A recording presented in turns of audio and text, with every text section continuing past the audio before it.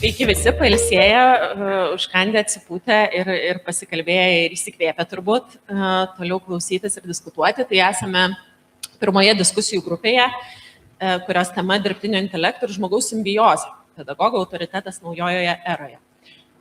Aš esu Lauryna Rakickienė iš Vilniaus universiteto, filosofijos fakulteto, psichologijos instituto, kolegė Dovilės, kurios pranešimą girdėjote apie mūsų tyrimą pradžioje plenarinės sesijos ir iš tikrųjų šitas vaidmuo toks netikėtas šitame etape, nes labai intensyvu, dabar mes turim pabaigti projektą, žodžiu, atsiskaityti, parašyti viską ir atrodo komunikuojam tik tai apie projektą, greta kitų darbų ir dabar va, toks vaidmuo greta to moderuoti diskusiją, kuris iš tikrųjų džiugina ir skaitydama notacijas tų pranešimų, kuriuos girdėsime, kurių beje mūsų diskusija yra daugiau negu kitose, tai turėsim taip intensyviai klausytis, netgi 6. Tai pajutau tokį dežavų jausmą, maždaug prieš metus, kovo mėnesį 2025 metų dalyvavau irgi su to paties tyrimo, beje, tokių gabalėlių duomenų, tarptautiniai labai dideliai konferencijoje, kuri vadinosi INTED 2025, jinai vyko Valencijoje, tikrai iš viso pasaulio buvo suvažiavę žmonės, didžiulės apimties, daugybė paralelinių sesijų ir jos tema yra tas INTED šifruojasi International Conference of Technology, Education and Development, tai žodžiu technologijų, švietimo, ugdymo ir raidos konferencija ir iš tikrųjų nustebau nuvykusi, nes to nesitikėjau, nes visa konferencija sukosi apie DAI, apie dirbtinį intelektą. Ir kažkaip prieš metus, dabar mes jau labai daug girdime, žinokit, prieš metus tai buvo, taip atrodo, ar tikrai čia reikia tokio dydžio konferencijos, žodžiu, 5 dienas, 100 žmonių apie dirbtinį intelektą, bet, turbūt vis dėlto taip, mes šiandien matom, kad, tai kažkas, kas stipriai keičia kasdienybę ir stipriai verčia mąstyti apie tai, kaip galim pasinaudoti ir taip pat kaip, neprarasti to, kas yra labai svarbu žmogiško ir ką mums svarbu neprarasti. Ir pranešimai iš tikrųjų atrodo labai skirtingi mūsų sekcijoje ir tai irgi labai atliepia tą konferenciją, nes ten irgi būdavo ir atrodo matematikos mokytojas kažkas pasakoja, kaip jis nuotoliu pritaiko uždavinius prie vaikų patirties, kur dirba kažkokia Australijos mokykloje, kur vaikai iš labai skirtingų vietų ir nutolusių regionų ir, žodžiu, ten apie traktorius kuria uždavinius, kadangi tai yra labai aktualu ir apie tų vaikų gyvenimą, o kitiem vaikam mieste gyvenančius, tai tas traktorius neaktualu ir tada dirbtinis intelektas, tą uždavinį paverčia uždaviniu apie kažką kitą, ne traktorių, žodžiu, apie tai, kas labiau apie miesto vaikų gyvenimą, apie tą pritaikymą, bet taip pat ir apie tokius nuogastavimus, apie mokytojo vaidmenį, autoritetą, ir taip, kaip mes turim permąstyti šitos dalykus ir kaip kurti ryšį toliau su mokiniu toj dirbtinio intelekto eroje. Tai apie tai ir bus pirmas pranešimas, kurį skaitys Edita Pacinaitė Janickė, tai yra ugdymo platformos skaitmeninis dėmesingumas įkūrėjas, skaitmeninio elgesio ir kiberpsichologijos analitikė, advokataujanti už internetinę saugą. Tas pranešimas bus nuotoliu, tai prašom dėmesio. Šiandien turiu Jums klausimą ir tikiu, kad šitą klausimą užduoda savo vis daugiau mokytojų. Aš esu Edita Pacinaitė Janickė, mano sritis yra kibernetinė psichologija. Tai mokslas, kuris nagrinėja, kaip skaitmeninė aplinka keičia mūsų mąstymą, dėmesį, elgesį, mokymąsi, bendravimą. Iš esmės, kaip veikia žmogus plus technologija. Sakau dirbtinio intelekto naujienas jau senai ir aktyviai dalyvauju technologijų pasaulyje. Ir pasakysiu atvirai, kad aš asmeniškai jau tikrai pavargau nuo to kartojimo ir gąsdinimo, kad dirbtinis intelektas pakeis mūsų darbą. Tai iš tikrųjų vargina ir tikiu, kad jūs irgi esate, tai girdite nuolatos ir kad tai irgi gali jūs varginti. Todėl aš šiandien tikslingai nesakysiu jums, kad dirbtinis intelektas pakeis mokytojus, nes mano nuomonė tai yra ne tik neteisinga žinutė, bet ir netiesa. Jau mes maždaug prieš 2 metus matėme, kad Apie 60% moksleivių naudoja dirbtinį intelektą namų darbam. Aš tikiu, kad jūs pasakytumėt skaičius kitokius patys, matydami tai akivaizdžiai dirbant klasėse, bet skaičiai šiandien yra daug didesni ir mums tie skaičiai iš tikrųjų yra nepatogus. Jeigu mes ignoruosime šią informaciją, iš esmės problema niekur nedings. Įdomus yra faktas tai, kad su kuo aš susiduriu lankydamasi pati mokyklose, lankausi pati mokyklose, kad vienas maždaug iš 3 vaikų sako, kad dirbtinis intelektas paaiškina geriau negu mokytojas. Ir natūralu, kad mokytojai tokiu atveju gauna tarsi spaudimą keistis dėl dirbtinio intelekto. Vieni priešinasi, kiti įsitraukia, bet dauguma tiesiog nežino, ką daryti, nežino, nuo ko pradėti. Noriu jūsų paklausti, ar jūs jaučiate spaudimą keistis? Leiskit savo pabūti šiek tiek su šito klausimu. Nesitikiu aš gauti atsakymą, kiekvienas tą atsakymą, manau, turite savyje. Pokytis iš esmės nėra blogai, bet dar geriau būtų žinoti, tai ką daryti, tai kuria kryptimi mums eiti. Jeigu mes norim suprasti, kaip dirbti tokioje aplinkoje, kurioje vyruoja dirbtinis intelektas, visų pirma, aš manau, kad yra labai svarbu suprasti, kodėl mokiniai taip pasitiki dirbtiniu intelektu. Ir atsakymai yra labai paprasti. Pirma, tai yra greitis. Atsakymas gaunamas labai greitai, akimirksniu tiesiog. Mūsų smegenys tą greitą atsakymą asocijuoja su kuo? Su kompetencija. Antra yra saugumo jausmas. Dirbtinis intelektas nekaltina tavęs, kad tu nemoki kažko, negėdija tavęs prieš klasę, nerašo tau pažymio, nereitinguoja, nekviečiasi skaityti prieš auditoriją, ar ne? Tai tokiu atveju mes galim klysti, kaip ir nėra jokių pasekmių. Ar mūsų mokiniai šiandien jaučiasi galintis klysti iš esmės? Laida turi savo balą, savo vertinimą, tas vertinimas reitinguoja vaiką sistemoje, ne?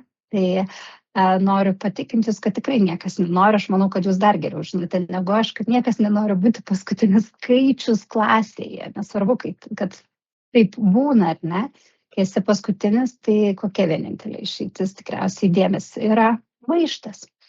Dirbtinis intelektas užpildo šitą erdvę, leidžia vaikams klysti ir kartu leidžia pasirodyti geriau, gauti geresnį balą ir gauti galimybę būti perkelti aukščiau šiek tiek lentelėje, ar ne?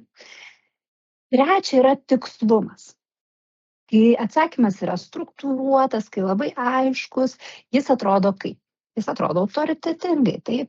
Net jeigu tas atsakymas yra klaidingas. Ir tai yra labai labai rimta problema, nes dirbtinis intelektas haliucinuoja ir haliucinuoja labai įtikinamai ir mes to jau susiduriam nuolatos. Ketvirta dalis yra personalizacija. Kai vaikas paklausia mokytojas jam atsako, taip kaip daugumai atsako, ar ne? Kai vaikas klausia dirbtinio intelekto, jis rašo, paaiškink man paprasčiau, veikia.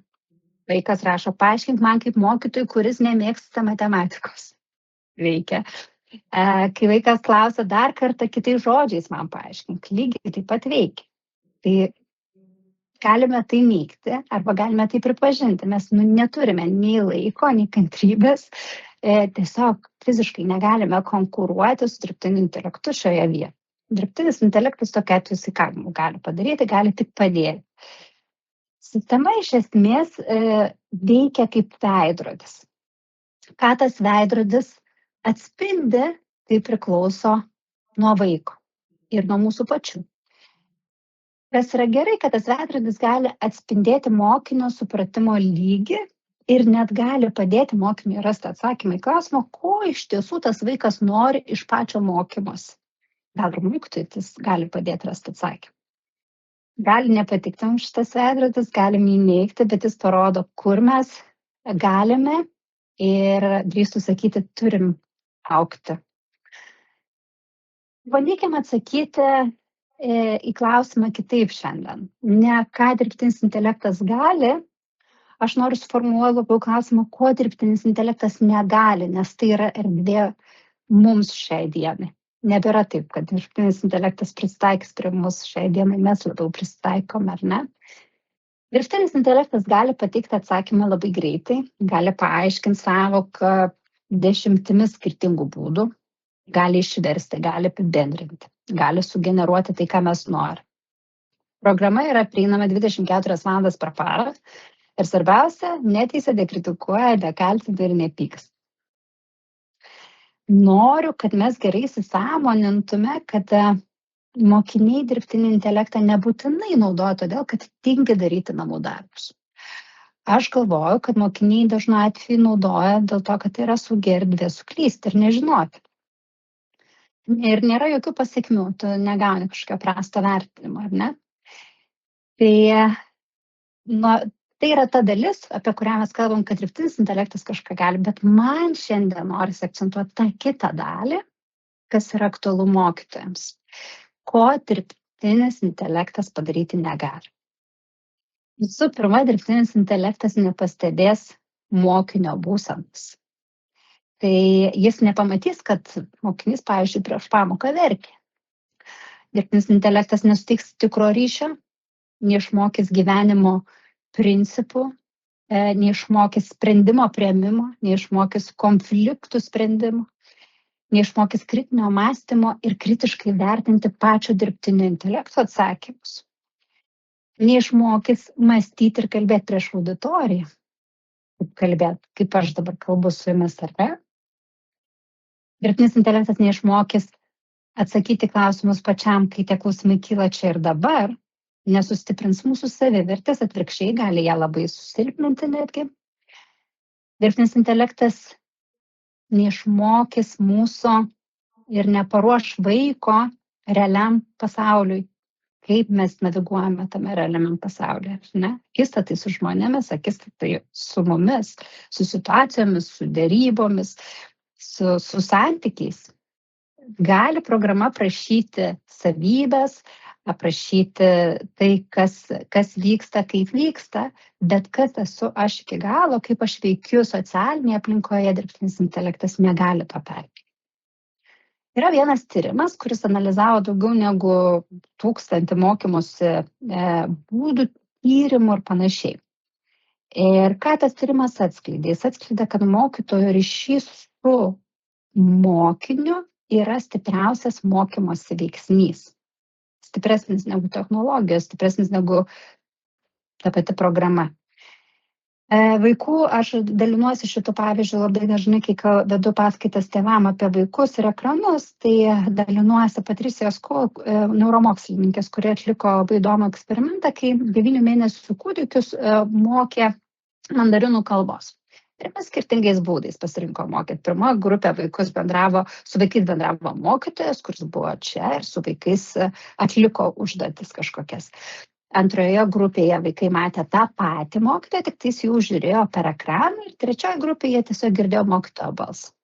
Tai rezultatai parodė, kad tik ta grupė, kuri bendravo realiai, bendravo su 9 mėnesių kūdikiu. Taip skamba galbūt įtartinai, bet taip, tie vaikai jau mokosi, ar ne, ypatingai svarbus socialinis ryšys vaikam tokie mažiem yra.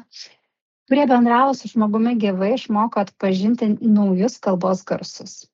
Tie vaikai, kurie žiūrėjo vaizdo įrašą, su tuo pačiu mokytoju neišmoko daugiau negu klausėsi balso įrašą. Jeigu mes norim suprasti, kaip dirbti tokioj aplinkoj, labai yra svarbu suprasti, kodėl mokiniai taip pasitikė dirbtiniu intelektu. Tai kaip ir minėjau, pirma yra greitis, labai greiti atsakymai, o kai gauna mūsų smegenys labai greitą atsakymą, tai mūsų smegenys galvoja, kad tai sulyginama yra su kompetencija tarsi, ar ne? Antra yra saugumas, galima klysti, nėra pasekmių. Ir trečia yra tikslumas, struktūra, aiškumas, atsakymas atrodo labai autoritetingai. Problema nėra tame, kad dirbtinis intelektas atsako į mokinio klausimus. Aš galvoju, kad mes rizikuojam, kad mokinys nustoti gali klausti klausimus. Kai atsakymai yra labai lengvai prieinami, klausimas iš esmės aš galvoju, kad praranda vertę. Jeigu tau reikia mąstyti, tai reiškia, kad tau reikia pasistengti, o pastanga jinai ką, eikvoja energiją. Ir mes suaugę lygiai taip pat naudojam dirbtinį intelektą vietoj žinutės draugui, paklausiam dirbtinio intelekto, ką daryti, kaip daryti. Vietoj to, kad paklaustumėm kažko, kas galbūt žino atsakymą, tai negalime tikėtis, kad vaikai naudos šias priemonės kažkaip kitaip. Kad žino Daniel Kahneman ir būtent jo sukurtas mąstymo sistemas, kuri vadinama yra System 1 mąstymu, System 2, tai yra pirmos sistemos mąstymas, kai yra greiti automatiniai atsakymai, kurie neįjungia to mūsų lėto kritinio analitinio mąstymo. Jeigu mes savo mąstymą pakeičiam žodžių kratiniais, tai yra žodžių kratiniai, kurie ateina iš dirbtinio intelekto sistemo, be įsisąmoninimo, tai tikrai nemažas iššūkis yra ne tik mūsų jaunai kartai, bet ir mums patiems.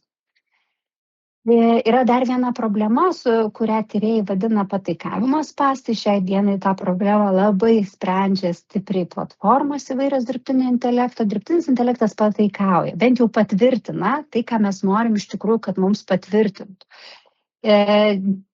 Sistema nekritikuos, jeigu mes sąmoningai to nepaprašysim. Nelabai tikiu, kad vaikai labai nori, kad jos dažnai kritikuotų, ar ne? Todėl aš galvoju, kad šiandien mokytojai žinutė, ne tai galvoju, bet noriu perduoti jums tokią žinutę, kad mokytojai šiandien turi mąstyti plačiai. Mes skiriam nemažai dėmesio kalboms, kaip apsaugoti mokinius nuo dirbtinio intelekto, bet ryškiai per mažai mokymui, kaip mąstyti pasitelkiant dirbtinį intelektą. Ir tikrai mokytas nebėra žinių šaltinis. Ne mokytojai pasikeitė, sistema mūsų pasikeitė. Ir ta sistema taip greitai keičiasi, kad prisitaikyti niekas nespėja, net ir tie, kurie domisi labai stipriai technologijomis. Todėl šiandien aš galvoju, kad mokytoją mes galim labiau matyti kaip mentorių, o ne žinių perdavėją, kuris moko klausti klausimus, kuris ugdo vaiką kritinio mąstymo, emocinio raštingumo, kuris stiprina vaiką iš esmės kaip žmogų.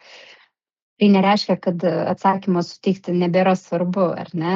Bet svarbiau šiai dienai yra išmokyti vaiką suprasti tą atsakymą.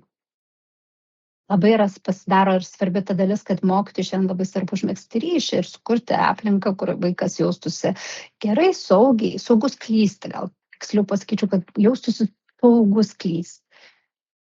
Jeigu remiamės tyrimais, tai vėlgi aš galiu nukreipti tą dalį, kad mokymasis jau senai yra vertinamas, kad tai nėra informacijos perdavimas, ar ne? Mokymas yra mąstymo modeliavimas. Mokiniai mokosi iš to, kaip mokytojas mąsto, aplinka mąsto, ne tik iš to, ką žinom, iš tos informacijos, kurią gauna. Dirbtinis intelektas turi tą patį toną, tą patį modelį, o mokytojai visi yra skirtingi. Ir mokytojo patirtis yra labai skirtinga. Tai aš linkiu mokyti vaikus patirti tą mokymosi procesą. Noriu panagrinėti dar vieną labai tokį populiarų, daug dėmesio sulaukusį tyrimą. Tyrėjai 23 dar metais atliko ir tokį tyrimą atliko stebėdami dvi studentų grupės. Viena grupė rašė rašinius savarankiškai, kita su ChatGPT pagalba. Tiksliau, viena grupė rašė su ChatGPT, o kita grupė patys rašė ir su ChatGPT redagavo. Ta grupė, kuri rašė su dirbtinio intelekto pagalba, sunkiai galėjo po savaitės prisiminti ir įvardinti, ką jie buvo parašę. Net negalėčiau vardinti, kad jie buvo parašę, nes iš tikrųjų buvo parašę ChatGPT, ar ne? Ir ką tyrėjai nustatė, kad smegenų aktyvumas rašymo metu buvo labai minimalus. Tai mes kaip ir negalime pasakyti, kad žmogus tuo metu dirbo, kad smegenys dirbo ir kad vyko procesas.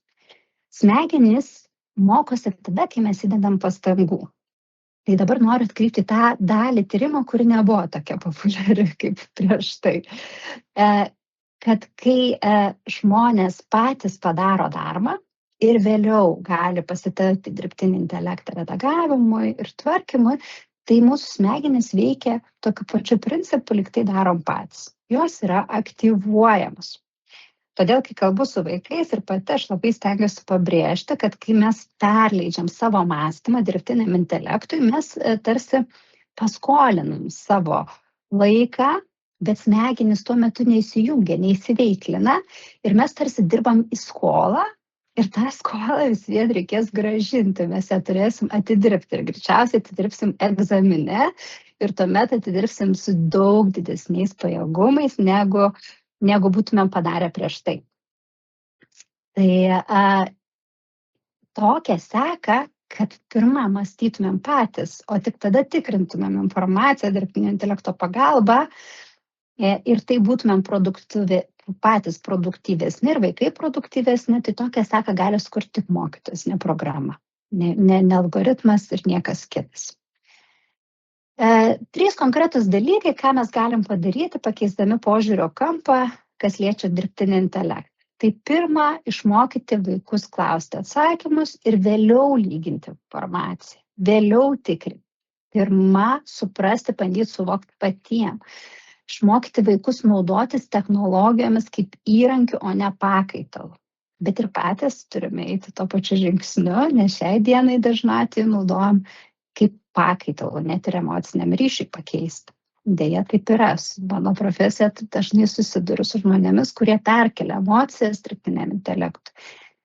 Antra strategija yra nuolatinis dirbtinio intelekto testavimas.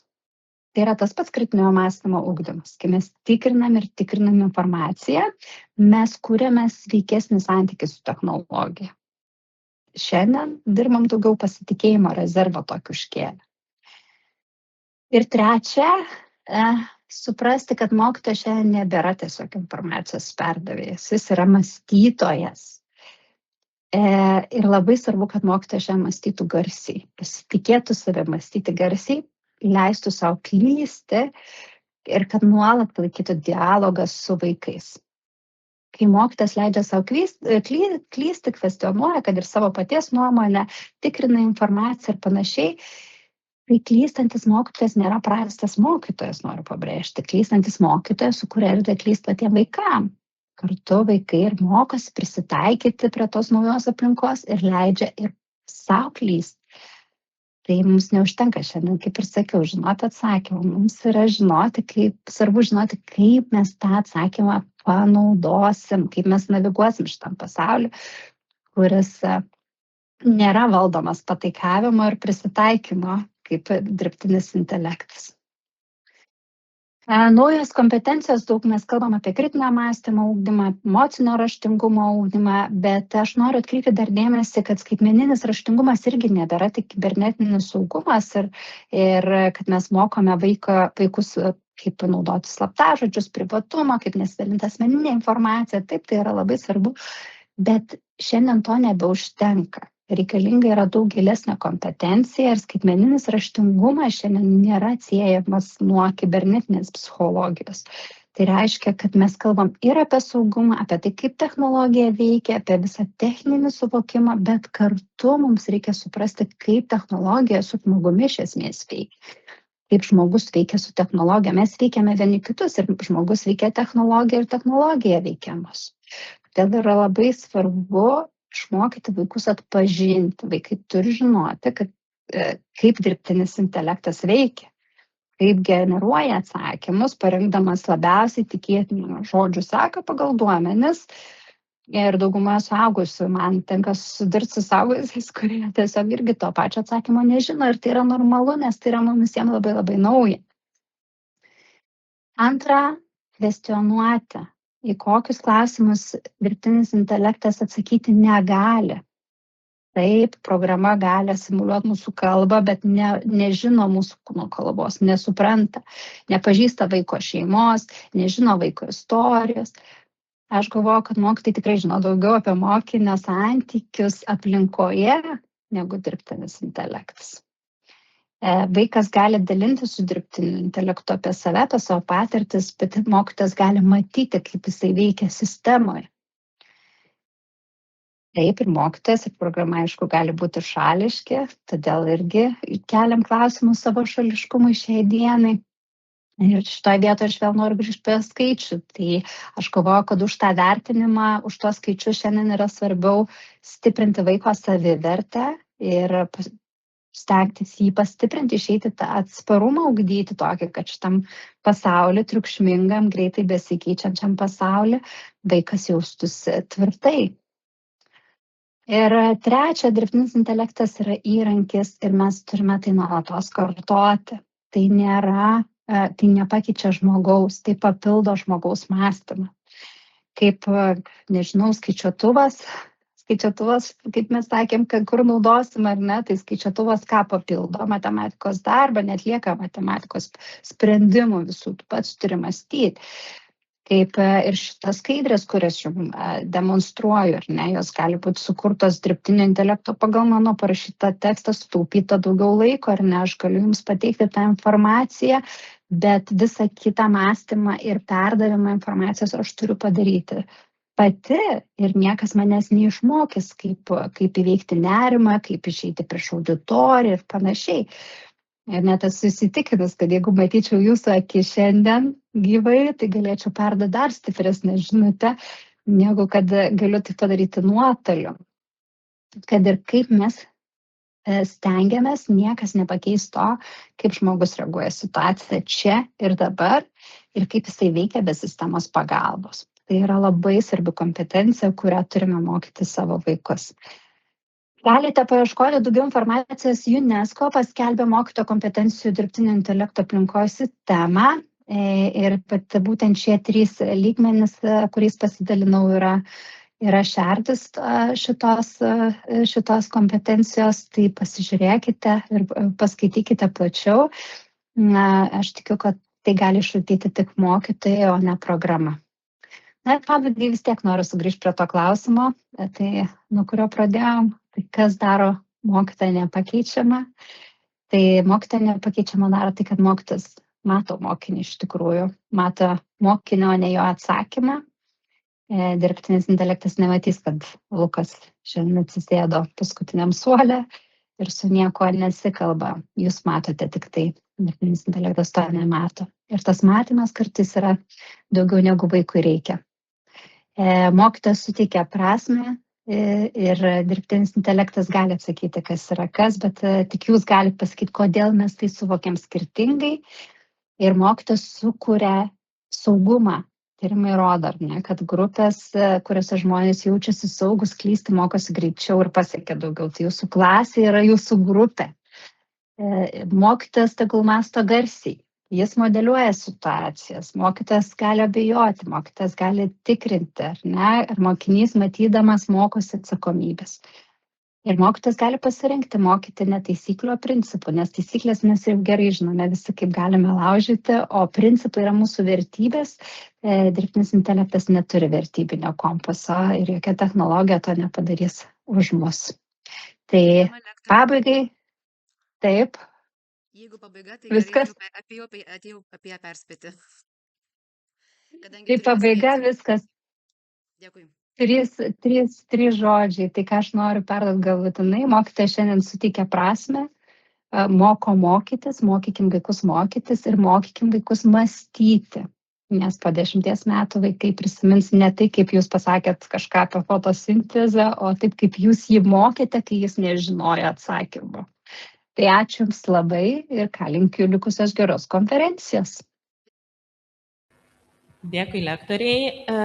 Ir dabar kviesim iliustruoti tą labai konkretų realiame mokytojo darbe dirbtinio intelekto naudojimą. Tai yra Klaipėdos Varpo gimnazijos muzikos mokytoja Alvita Rupienė papasakos mums, kaip savo pamokose, ko gero, taip naudoja dirbtinį intelektą, padedant mokiniams vystyti muzikinius kūrinius ir juos plėtoti, tai reiškia, kūryboje. Tai labai prašom.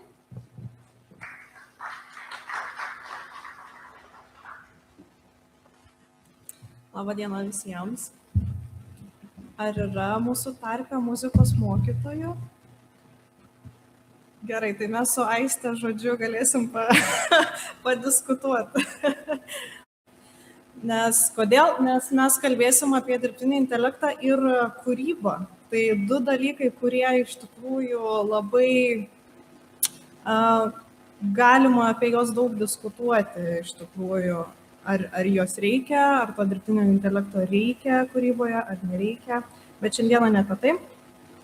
Šiandieną aš tiesiog noriu pasipasakoti, parodyti savo patirtį iš savo muzikos pamokų, kuriuose bandau pritaikyti tą dirbtinį intelektą kūrybinėme procese. Tai ta tema skamba ganėtinai taip akademiškai, bet iš tikrųjų tai aš kaip mokytoja savęs paklausiau paprasto klausimo, kaip padaryti, kad mokiniams iš tikrųjų būtų įdomu ir jie norėtų kurti, nes per muzikos pamokas tikrai būna, kad dalis mokinių tiesiog nemato iš viso muzikos savo gyvenime, nenori kurti, nenori net išbandyti, pagroti, prisėsti prie instrumento. Tai noriu šiandieną parodyti, kaip aš pabandžiau tai padaryti su dirbtiniu intelektu. Tai pastebėjau, kad yra tokių mokinių ir tų yra frazių, kad aš nemoku, man neišeis, nemoku groti. Ir net tie, kurie mokiniai turi tų idėjų, irgi nelabai nori jų išreikšti. Tai man kilo mintis, o kas būtų, jeigu mes šiek tiek, arba kiti muzikos mokytojai, nuimtume truputėlį spaudimą nuo tos kūrybos, nes į tai įeina labai daug tų teorinių žinių. Visi įsivaizduoja, kad jau reikia žinoti, kaip reikia groti. Ir pagalvojau, jeigu atsirastų įrankis, kuris padėtų tas idėjas paversti rezultatu, tai aš pabandžiau sukurti su dviejom priemonėm tokiom. Panaudojau Suno ir Moises programomis. Turėjau tikslą ir uždavinius, kuriuos, aišku, perdaviau mokiniams viską per pamokas. Tai va, naudojau ChatGPT, žinoma, Suno, Moises programas ir telefoną, kad įrašyti garsus. Tai dirbau aš su 3 klasėmis, padarėm tokį eksperimentą. Tas klases tiesiog perskėliau į 2 grupės. Vieni buvo grojantieji, kurie bandė sukurti muziką su instrumentais ir buvo tie, kurie bandė sukurti tekstus dainoms. Ir darbas vyko bendradarbiaujant su savo klasiokais ir žinoma su manim. Ir aš jiem pasakiau, kad jūs galit atsisėsti prie instrumento, galit nemokėti groti, aš jums viską parodysiu. Tai labai įdomus pastebėjimas, kad iš visų 3 klasių prie instrumentų sėdėjo tie mokiniai, kurie niekada nebuvo groję. Jie savo norų pakėlė ranką, aš ateinu, pabandom šitą padaryti. Ir buvo mokinių, kurie pabandė sukurti žodžius. Sakau, jums nereikia tiesiog nei klausytis tos muzikos, nei ten suprasti, kaip iš tikrųjų reikia rašyti dainas. Jums tai reikia parašyti ten kokį 4 eilėraštuką, ten 2-3 posmelius ir panašiai. Ir irgi atsirado komandos. Žinoma, visą laiką atsiranda tokių mokinių, kurie nelabai vis tiek susidomėję. Tai jau kas liko, tas liko, bet geriausia, kad tie mokiniai, kurie niekada negrojo, iš tikrųjų prisėdo ir pabandė pagroti. Toliau aš jiems daviau, tiem instrumentalistams, jau daviau pasirinkimą, sakau, pasirinkite raides nuo A iki G, vieną raidę tiksliau. Tai jeigu, sakykime, prie instrumentų grojo 3 mokiniai, tai kiekvienas iš jų pasirinko po vieną raidę ir aš kaip mokytoja tada pabandžiau tas 3 raides paversti į kažkokius akordus ir jiem parodyti, kaip suvesti tas 3 raides į kažkokį kūrinuką. Tai mes netrukus, aišku, išklausysim, kaip jiem tai pasisekė. Taip, tada visus tos duomenis, visus žodžius, visą tą muziką aš įdėjau į Suno programą ir pasakiau tam Suno, kaip galėtų jisai sukurti tą muziką, kokiu būdu. Mes, aišku, viską apsitarėm klasiai su mokiniais ir tada tą galutinę dainos versiją turėjau perskelti dar į kelias dalis, naudojant Moises programą, kad galėtume truputėlį paanalizuoti, kas ten vyksta daugiau toj muzikoje ir kaip mes galėtume tą dirbtinio intelekto sukurtą galutinę versiją patys sugroti ir sudainuoti. Tai mano pavyzdys numeris 1, tikiuosi, kad čia leis groti muzikaliais. Tai žodžius matote čia, ką sukūrė mokiniai.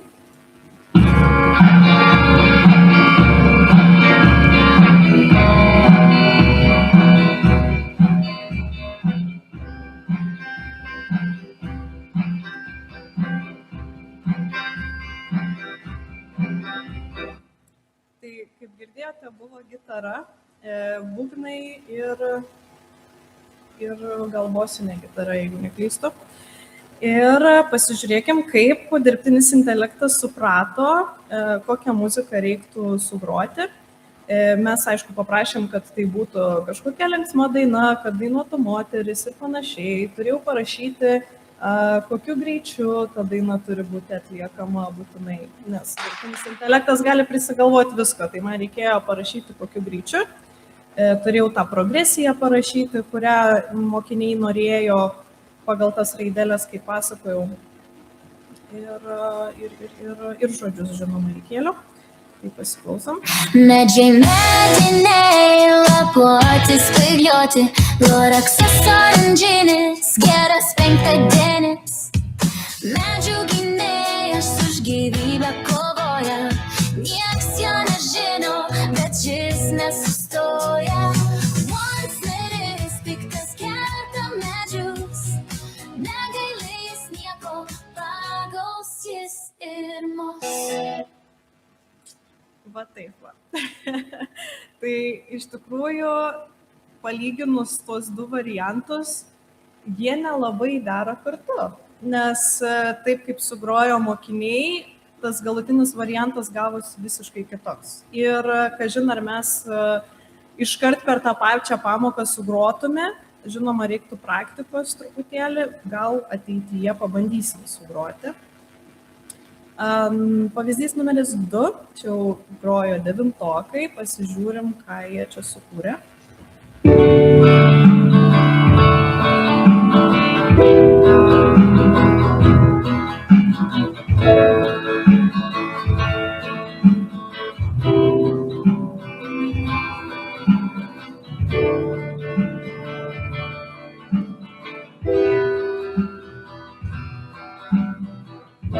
Žodžiu, daug klaidų, akordai nelabai suderinami buvo. Pasižiūrim, kaip dirbtinis intelektas suprato, ko norim iš jo. Vakar pamačiau tave, kai tu ėjai gatve, mėlyna suknelė, atrodai tobula, žingsniavai tu palengva su šypsena plačia. Norėjau aš pamatyti tave, dėja tik mintyse, gal sutiksiu dar tave, o gal ir niekada skirtumo man nebėra, panos man nėra, bėda noriu, šito aš ar neateisiu kažkada. Surakinsi tu mane savo pasaulyje. Žodžius kūrė berniukai, jeigu ką. Taip. Taip. Pavyzdys numeris 3, 10-okai vėlgi kūrė, pasiklausom.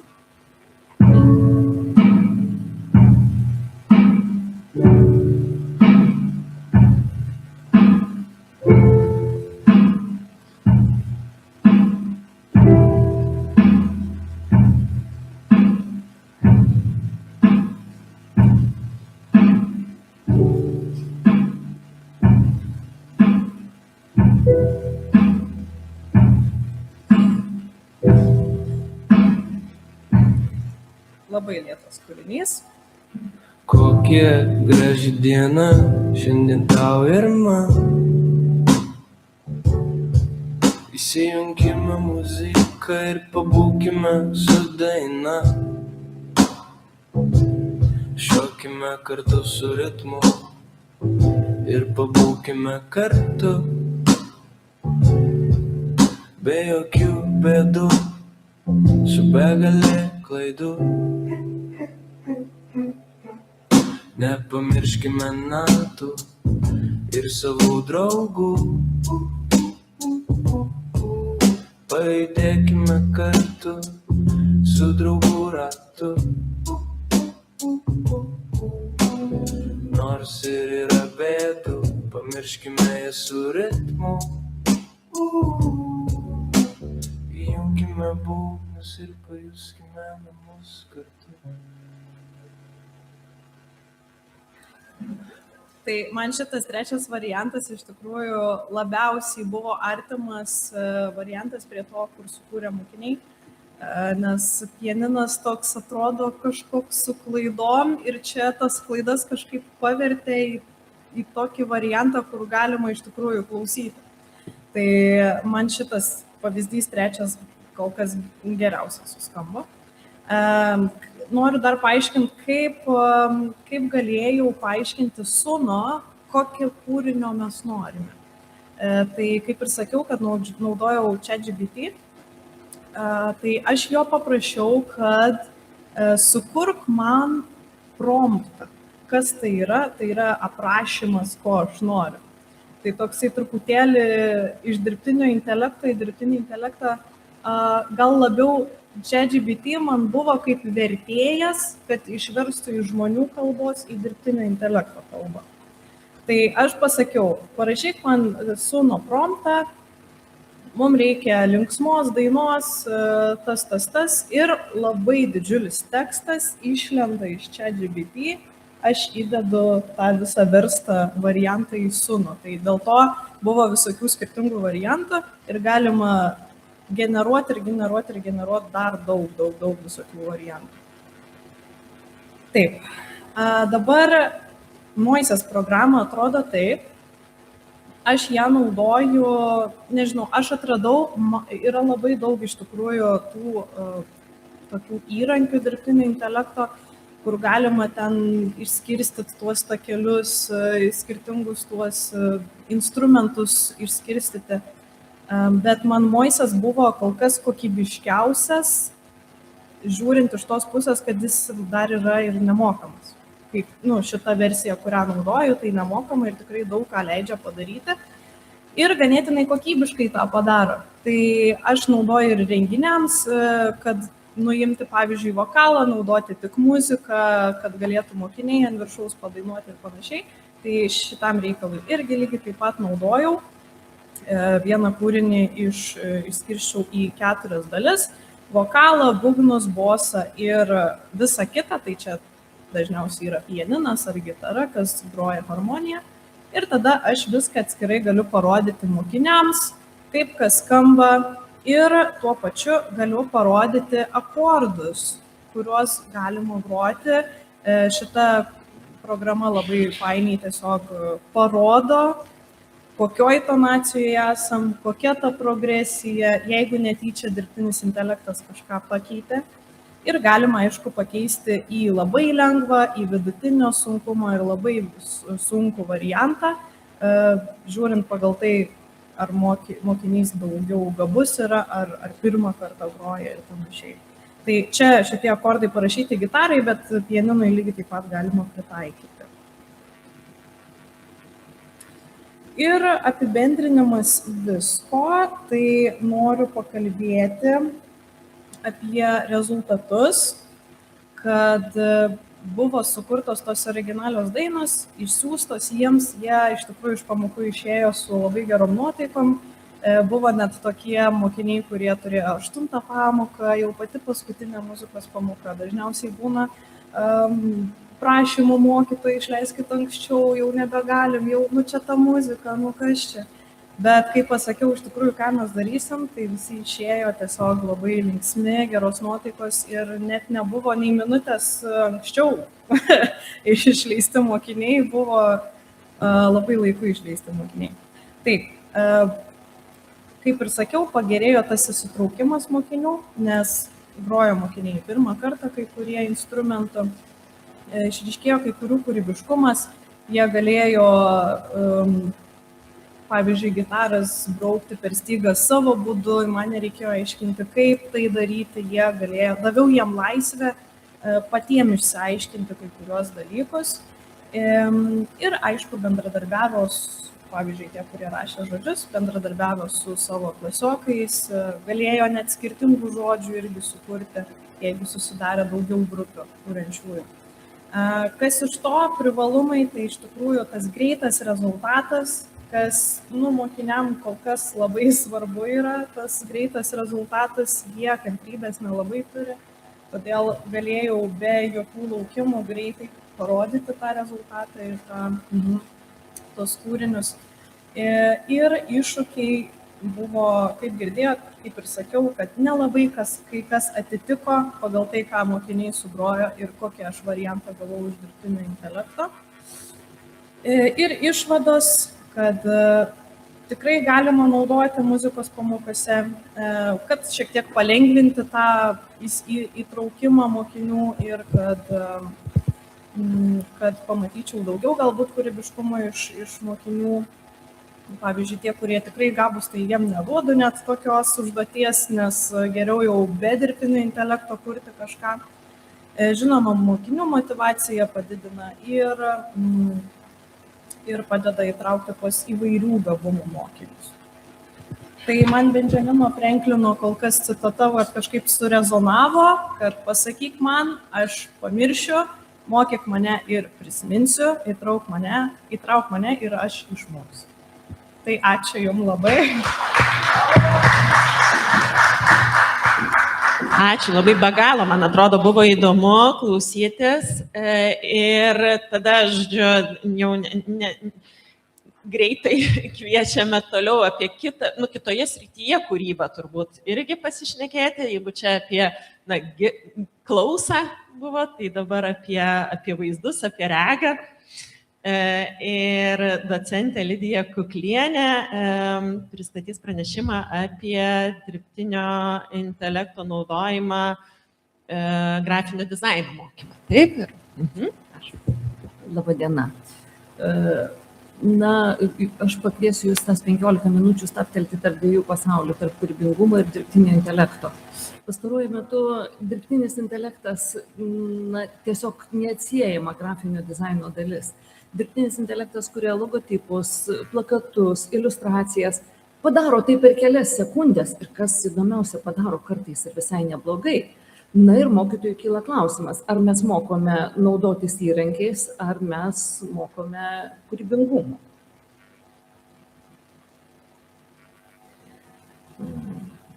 Čia pati pradžia.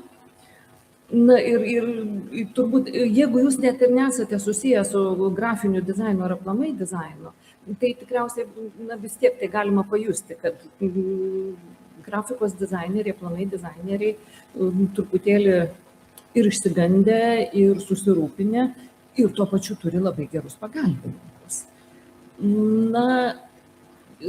Įdomu tai, kad dirbtinis intelektas greičiausiai kuria tai, kas tikėtina. O studentas daro klaidas, bando ir padaro tai, kas netikėta, bent jau siekiamybė padaryti tai, kas netikėta. Ir gyvas žmogus gali laužyti taisyklės, kurti iš savo kultūrinio konteksto, backgroundo, jeigu taip galima sakyti, iš savo emocinio intelekto, nes aplamai kūryba tai greičiausiai ir pagrįsta daugiau yra emocija. Ar gali spręsti dirbtinis intelektas dizainerių problemas? Yra sričių, kur visgi gyvo kūrėjo impulsas yra nieko nepakeičiamas. Mes pasistengsime tai panagrinėti. Bent jau, kai dirbau Dailės akademijoje, studentams pagrindiniai kriterijai yra tokie. Pirmiausia, idėjos originalumas. Čia tiesiog yra aksioma. Kūrinys turi būti originalus, nematytas, paties išjaustas. Formos ir turinio santykis, tai kas norėta pasakyti ir kokia išraiška, kompozicijos dėsnių laikymasis, be abejonės, kompozicija turi būti subalansuota, pusiausvyra. Spalvas taip pat reikia pajausti ir paskui aš jums parodysiu įrankius, kuriuos turi dirbtinis intelektas. Na, aišku, turi būti pritaikomas objektas ir variantiškumas vienas iš labai svarbių kriterijų. Mes šitą irgi panagrinėsime, kaip su variantiškumu dirba žmogus, kaip dirbtinis intelektas. Na ir dabar žiūrėkime idėjos unikalumas. Štai pavyzdys, kur jokio dirbtinio intelekto nenaudota, tai Rimvydo Kepežinsko plakatas džiazo festivaliui, jis daugelį metų jau kūrė tos plakatus, kaip matote, užrašyta ranka, kaligrafiškai. Kad išmokti kaligrafijos tai yra ne 1 ir ne 2 metų darbas. Tai ilgas, kruopštus darbas ir pasiekti tą meistrystę, kad laisvai ranka rašyti ir pataikyti iš pirmo karto, na, reikia įdėti tikrai labai daug pastangų. Kiek pastebėjau, dirbtinis intelektas su tipografika susitvarko blogai. Bent dar nepasiekė tokio lygio, nebent jeigu ten pirkti kažkokias tai mokamas versijas, sudėtingas programas. Bet šiuo atveju yra ir to džiazo, ir laisvumo, ir truputį nepataikymo, tai ką rašo žmogaus ranka.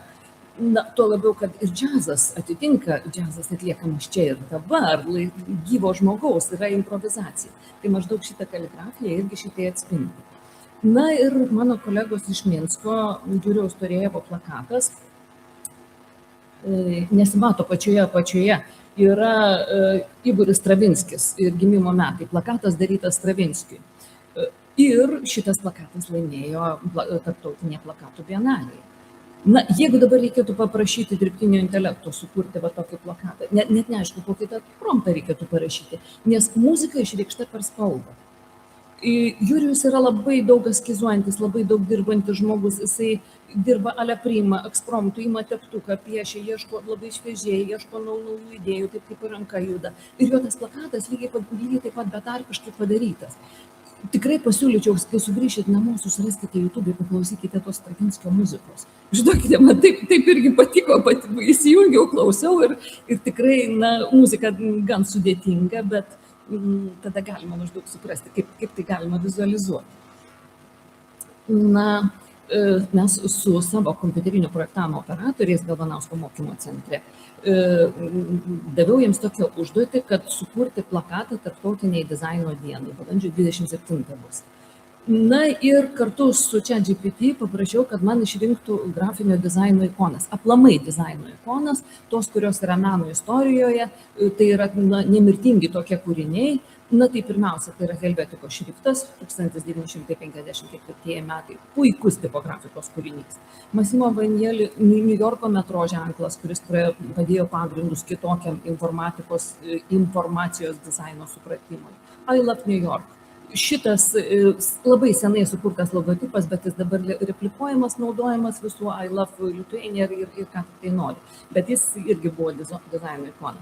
Barcelonos kėdė, čia jau yra iš Bauhauso laikų, Arco Flor lempa taip pat. Filipo Starkas, begaliniai genialus dizaineris, jos ulčiaspaudė.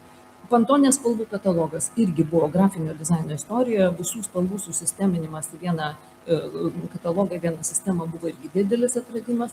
Ir Džefas Kūnas, balioninis šuniukas, kuris yra padarytas iš poliruoto plieno, tai yra viso šiuolaikinio meno, galima sakyti, ikona.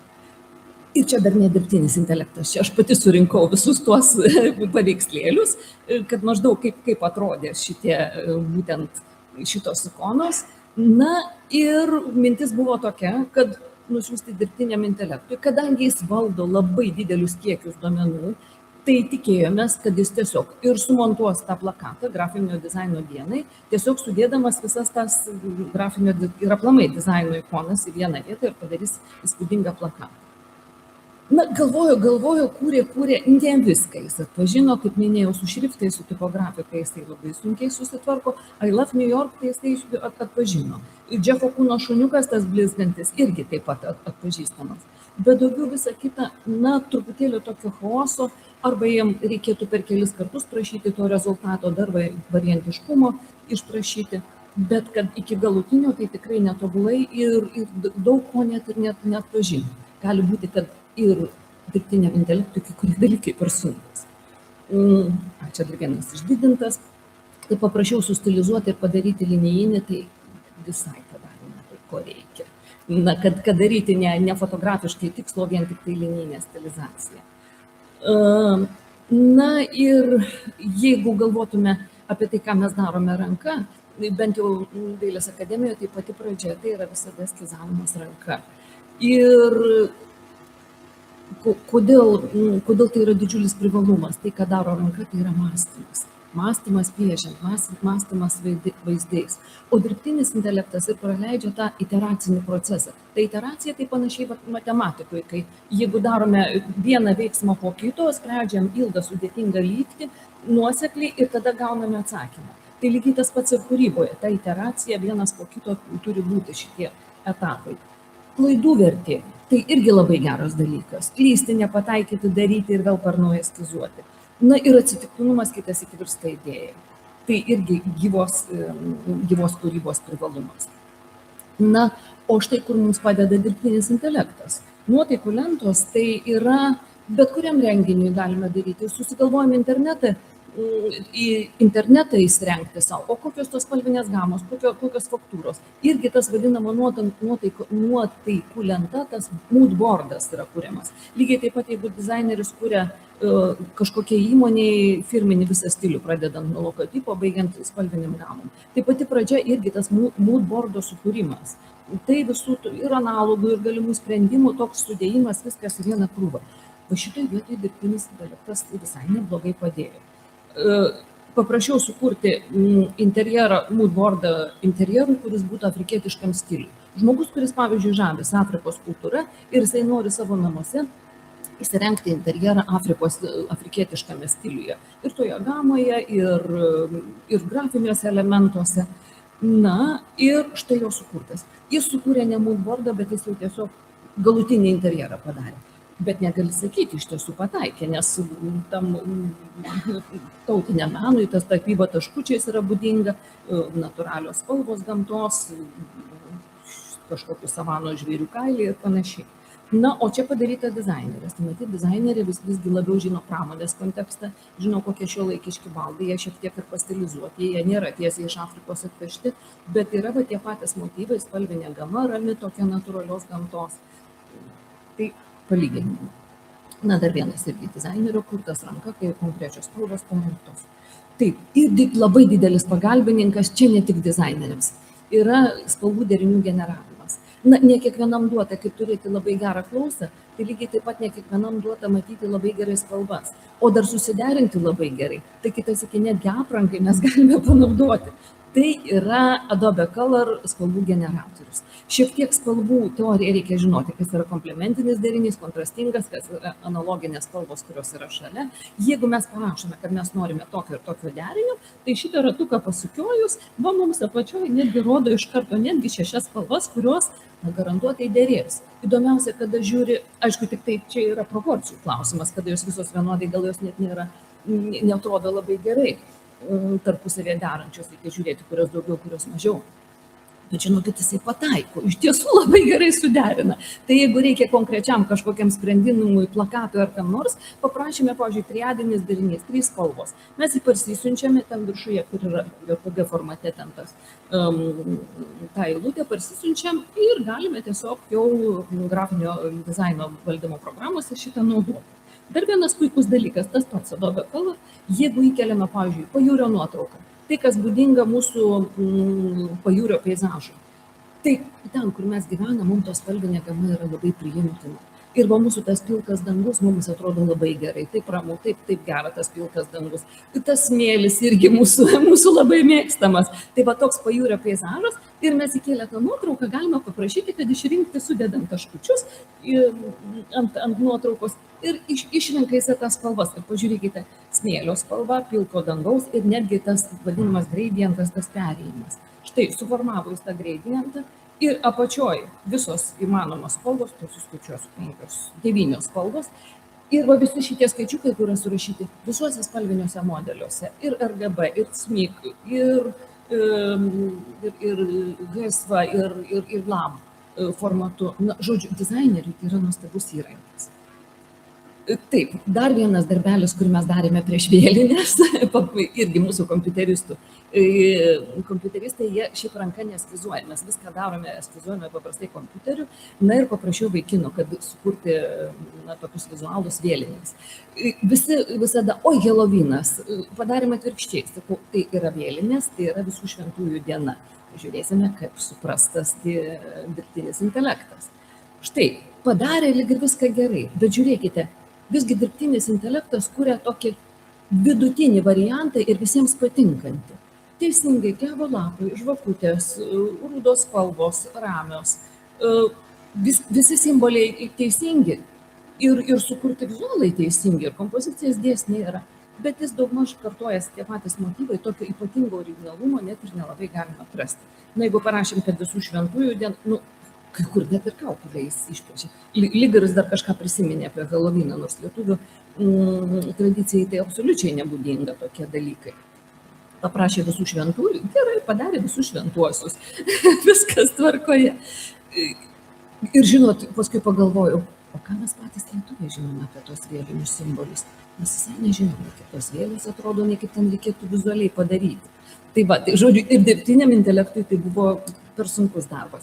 Akivaizdu, kad kultūrinio konteksto, tautos kultūrinio konteksto dirbtinis intelektas nelabai supranta, nebent ir jiem reikėtų sakyti, kad čia baltų tautos, kad tai būtų iš senovės. Nežinia, kiek ten pas jį yra tų duomenų skaitmenizuota, tiesiog galima būtų eksperimentuoti ir įkankinti. Tuo labiau, kad dirbtinis intelektas nevyksta.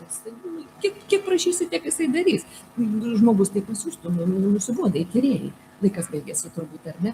Na ir viena vieta, kur man labai padėjo dirbtinis intelektas, tai dizaino vertinimas.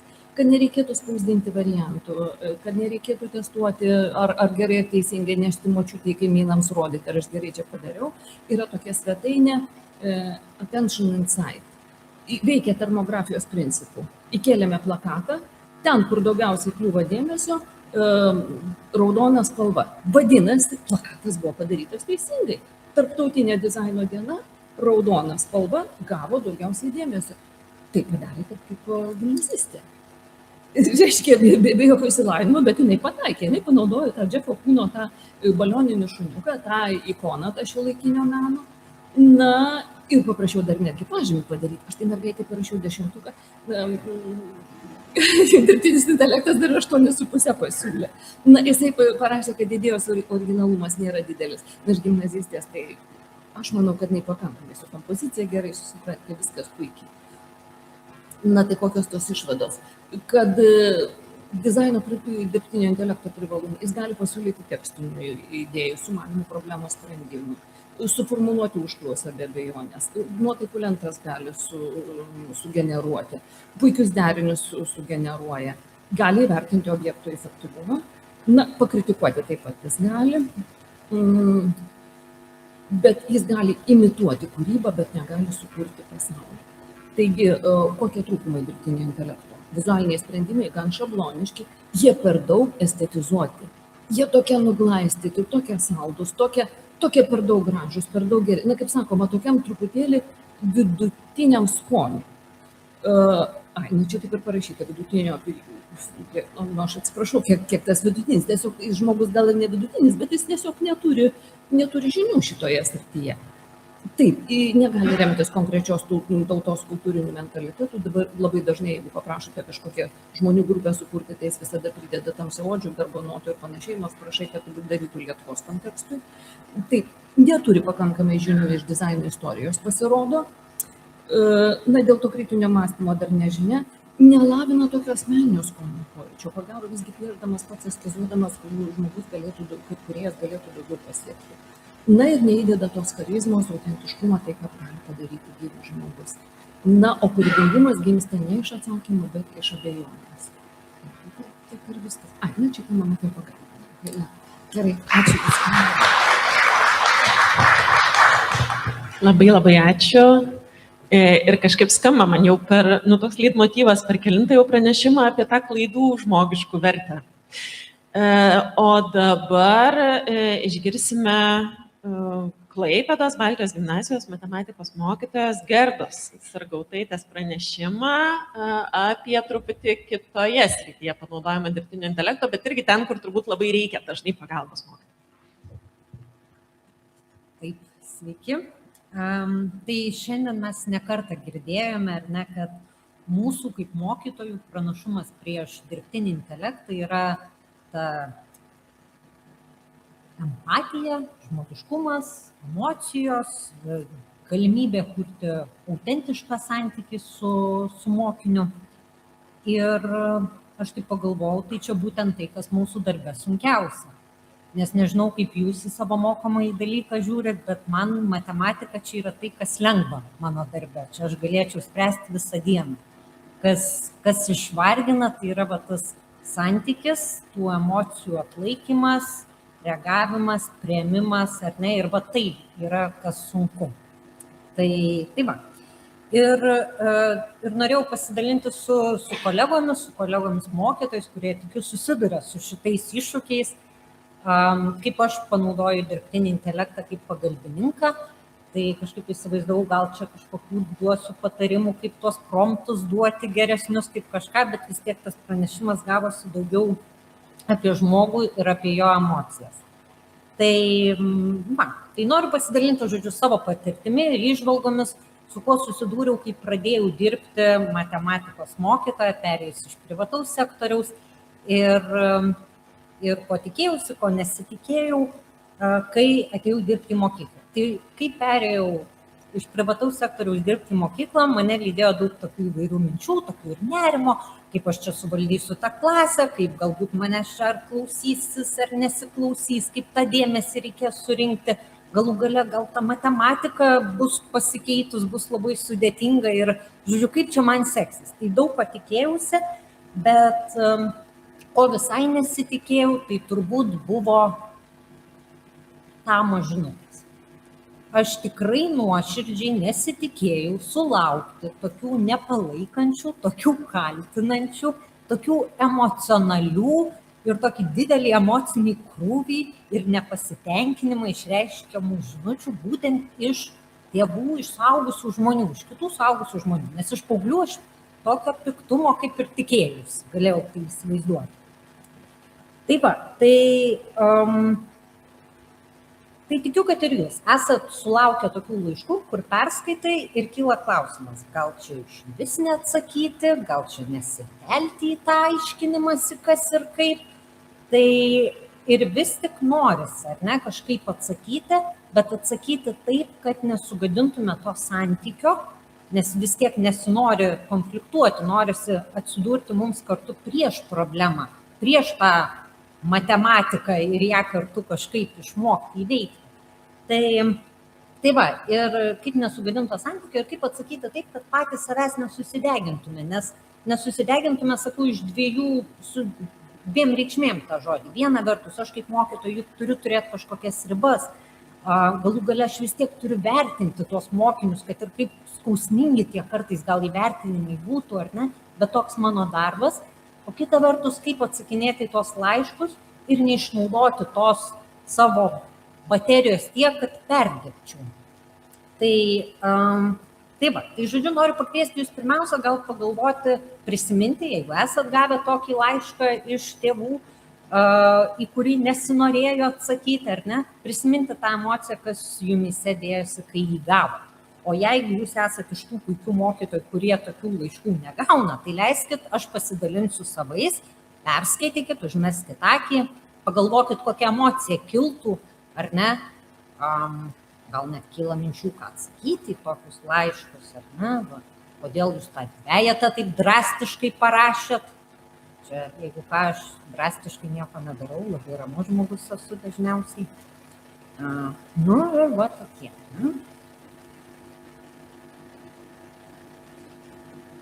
Tai tikiu, kad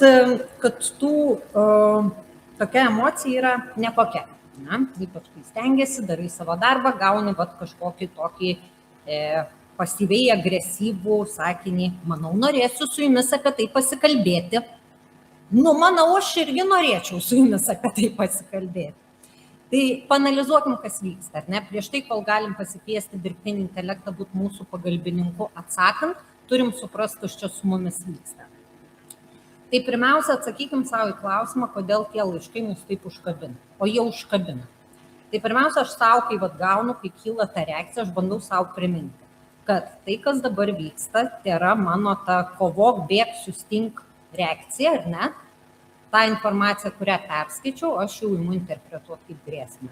Aš saugi, aš sėdžiu savo namuose ar savo kabinete, bet man jau kažkaip norisi veltis į tą kovą ar kažką.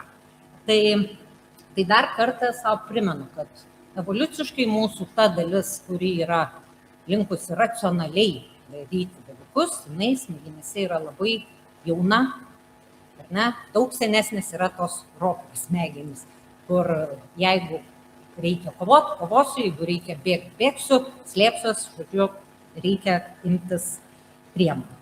Kitas dalykas, stengiuosi savo priminti, kad veikia ir emocinio užkrato mechanizmas. Aš kovoti nenorėjau, bet perskaičius tą kaltinimą, jau visai ir kylu į kovą. Tai, kad emocinis užkratas kaip viena iš empatijos formų mus skatina reaguoti automatiškai, ar ne? Kiti pradėjo mus kaltinti, tai aš atgal. Ir prasideda tas smėlio dėžės efektas, kur tu man su kastuvėliu per galvą, aš tau per galvą ir, žodžiu, susikapojam, o kas iš to. Na ir paskutinis, kad yra negatyvumo šališkumas, jis egzistuoja, vėlgi, evoliuciškai mums buvo naudinga kreipti dėmesį į negatyvius dalykus. Ne? Mums reikėjo įsiminti, kuriuos grybus galim valgyti, o kurie naudingi. Ir lengviau buvo įsiminti tuos grybus, kurie nuodingi. Todėl mes ir skaitydami, smegenys labiau reaguoja į tą kritiką ir mes matom tą negatyvumą, nors jo gal ir nėra. Ir galbūt jeigu perskaitėt ir spėjot įsiskaityti į tas kelias žinutės, ne visos jos yra jau tokios piktos, ar ne? Bet vėlgi, jeigu aš perskaitau vieną, kuri mane kaltina, kaip man skamba tos kitos 3 einančios po jos. Tai pirmiausia, šitą reikia savo atsakyti, o tada galime imtis veiksmų, kažkaip reaguoti. Tai kokia aš būčiau matematikė, jeigu jums nepasiūlyčiau išmokti formulės, ar ne? Tai siūlau formulę taip ir pasižiūrėkim, ką ją galim įsistatyti. Kas šis slepiasi po tom raidėm. Tai T yra tai, nuo ko aš noriu visada pradėti rašydama atsakymą, yra nuo teigiamos nuostatos. Nuo teigiamos nuostatos, kad tėvai nesiekia manęs užpulti, kaltinti, ar ne? Jie tiesiog labai nerimauja dėl savo vaikų. Kad švietimo sistema nėra pasmerkta, kad mes galim čia ieškoti ir atrasti sprendimą, kaip jiems padėti. Ar ta teigiama nuostata man ateina taip iškart perskaičius laišką? Tikrai ne. Dažniausiai aš darau bent paros laiko pauzę po kažkokio tokio sunkesnio laiško, kol aš sugrįžtu su teigiama nuostata ir aš galiu atsakinėti. Ne? Tai pirmas mano būtų patarimas visiems kolegom, neskubėti reaguoti.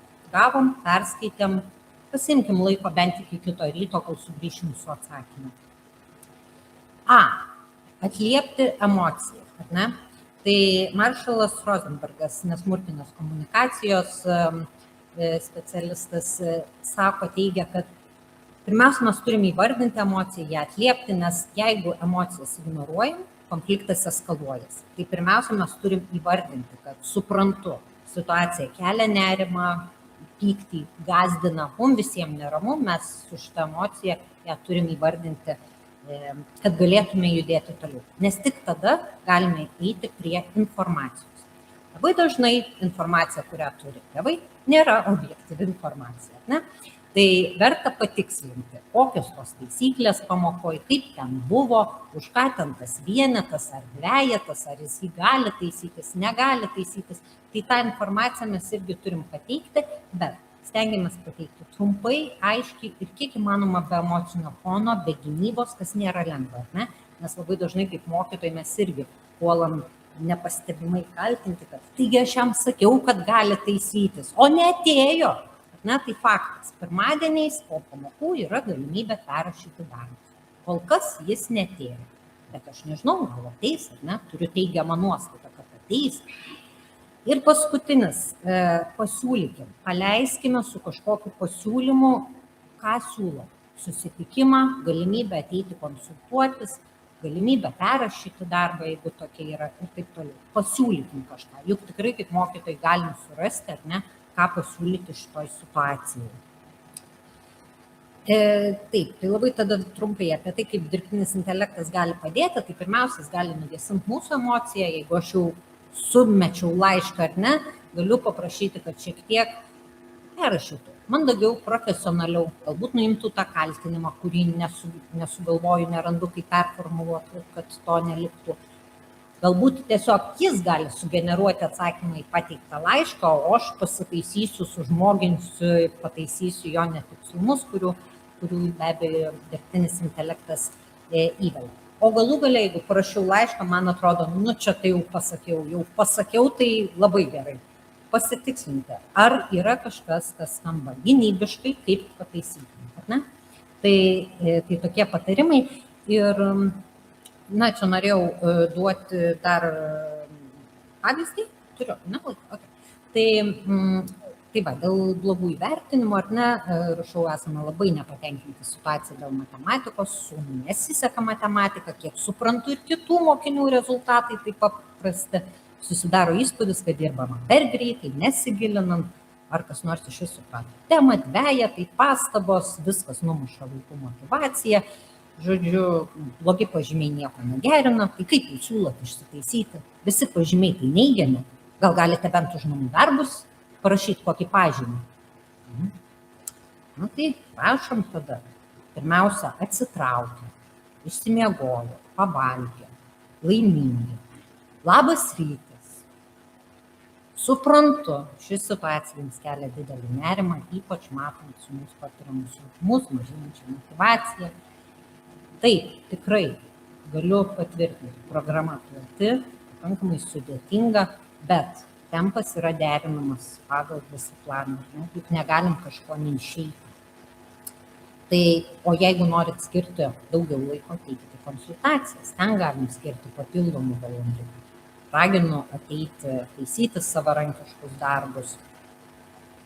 Jūsų siūlomų namų darbų įvertinti negaliu, nes negaliu užtikrinti, kad jie tikrai daromi savarankiškai. Bet gali ateiti prie lentos spręsti pamokos metu, gauti pažymas. Ir užtvirtinimas, kad tikrai esu pasirengus bendradarbiauti, jeigu jūs mato dar kitų idėjų, aš girdžiu, galim diskutuoti. Trumpai čia prašokant.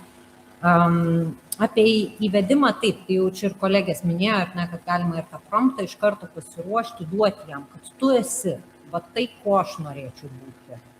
Rami, profesionali, empatiška, atsakyti tą laišką, kaip tau atrodo, kaip reikėtų. Neieško kaltų, nekaltink, pasiūlyk tolimesnius veiksmus, galiu nurodyti, kokius aš tikrai noriu pasiūlyti ir išlaikyti konstruktyvų bendradarbiavimą toną. Ir pabaigai, jeigu turiu laiko, noriu anekdotą. Čia gal reikia pasakyti, kad visi personažai yra tikri, jų laiškų kalba netaisyta, bet vardai pakeisti. Tai vyksta matematikos kontrolinis, sėdi klasė, viename suole sėdi Petras su Antanu. Ir baigėsi kontrolinis, aš kaip mokytoja čia pradedu ruošiuotis tuos darbus, žiūriu, vieno varianto man darbo per daug. Keista, atspausdinu sąlygų kaip ir gerai, o dabar čia tų darbų nesusieina man, kas čia įvyko, pradedu tikrinti, žiūriu. Petro ir Antano darbai, nors turėjo rašyti skirtingus variantus, identiški. Galvoju, kas nėra vaikystėje to padaręs, ar ne, kad nusirašai nuo klasiokų. Ką padarysi, akademinis nesąžiningumas, aš jiems po vienetą, pastabą į dienyną, tėvam, kad labai gaila, apmaudu. Nusirašė, galės ateiti kitą kartą parašyti, gaus pažymį šalia. Žodžiu, grįžti namo ir prasideda. Labas vakaras, gerb matematikos mokytoja. Visų pirma, noriu paklausti, už ką gavau vienetą. Taip, kiek jau spėjau išgirsti iš klasiokų, man perdavė, kad sutapo mūsų sprendimai su Antanu. Bet yra vienas bet. Mes su Antanu mokomės kartu matematiką. Šiam kontroliniui taip pat mokinomės kartu. suprasdami vienodai šią temą. Ir galbūt ir gavosi, kad tie sprendimai buvo identiški. Kontrolinio metu jokiais būdais nesusukčiavęs, nesukčiauju ir nesukčiausiu. Man irgi juokinga, aš čia antrai pusiai pasakoju, sakau, tie vaikai šposininkai. Praeina pusvalandis, būtų juokinga, jei nebūtų grūdų, aš gaunu Petro mamos laišką. Labas vakaras, nelabai tikiu šią situaciją. Petras visų atostogų ketu dirbo papildomai ir kasdieną ėjo pas mokytoją. Jis šiandien sirgdamas su 38 temperatūra norėjo rašyti darbą, nors galėjo išeiti iš pamokos dėl ligos. Jis tiesiog išmoko. Pastovus neigiamų pažymių vertinimas man kelia didelių abejonių. Galvoju, gerai, jau rytoj aš prisėsiu, atrašysiu, kas man kelia abejonių. Praeina dar kažkiek laiko, Antano mama žinutė. Labą dieną. Pastabą mačiau, bus pokalbis namuose. Gražios likusios dienos. Aš galvoju, yra teisybė šiam pasaulyje, galiu ramiai išgyventi tą rytojų, o rytoj aš tam Petrui ir jo mamai atsakysiu. Praeina pusvalandis, Petro žinutė. Žodžiu, mokyto, labas vakaras. Apsimelavau. Iš tikrųjų, nusirašiau porą užduočių iš Antano, pakeitęs savo variantą, nes atsibodo neigiami pažymiai ir dėl to gailiuosi. Aš galvoju, vis tik diena baigėsi gerai. Ryte atsikeliu ir atrašau. Suprantu, kad atostogų metu dėjai daug pastangų mokytis. Todėl, kai pasveiks ir būsi pasiruošęs, kviečiu ateiti parašyti šio kontrolinio darbo po pamokų. Bus proga gauti šalia geresnį pažymį. Ačiū už drąsą prisipažinti. Linkėjimai. Ir jo mama. Suprantu, kad Petras stengiasi ir ruošiasi atostogų metu. Labai tikiuosi, pasveikęs ateis atsiskaityti šio kontrolinio, o dėl situacijos, nors ji nemaloni, džiaugiuosi Petro drąsa prisipažinti suklydus. Pagarbiai. Tai tiek. Ačiū už dėmesį.